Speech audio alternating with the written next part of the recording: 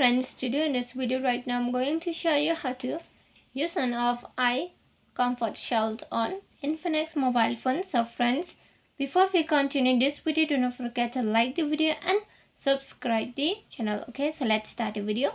Here at first you have to move on setting, then from here you can see this one is the display and brightness, so just click on it. After you have been click on it, you have to scroll like this and then you are going to find the eye care. So if you want to use this eye comfort shield, you just click on this icon like this. Okay, here the eye comfort shield will be turned on. Okay, here you just click like this and here you can see the screen has been changed, the color has been changed, right? And if you want to off again, you can click on this icon. Here the eye care will be off, and if you want to use this, you just need to click on that icon.